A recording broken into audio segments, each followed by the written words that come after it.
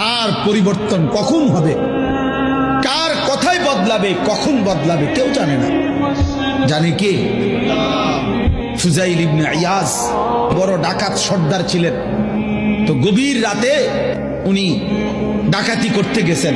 তো রাত্রিবেলা যখন গভীর রাতে এক বাড়িতে ডাকাতি করতে ঢুকছে, দরজার সামনে গিয়ে যখন দাঁড়াইছে তখন শুনতেছিল বাড়িওয়ালা ওই সময় আল্লাহর কোরআন পড়তেছে। উনি দরজায় দাঁড়াইয়া শুনতেছে যে বাড়িওয়ালা ভিতর থেকে আল্লাহর কোরআন পড়তেছে, আলাম ইয়ানি লিল্লাযীনা আমানু আন তাখশা কুলুবুহুম লিযিকরিল্লাহ।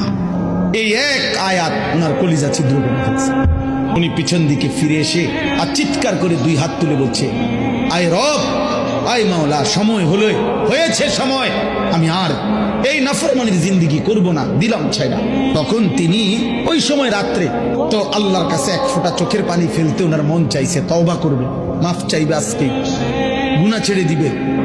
তখন উনি তওবা করে সরাসরি হিজরত করে আল্লাহর ঘর মক্কায় চলে আসছে, আর বাকি হায়াত কাবার পাশেই উনি জীবন কাটাইছে। এরপরে উনি হইছেন সাইয়্যিদুল আউলিয়া, আউলিয়াদের সর্দার।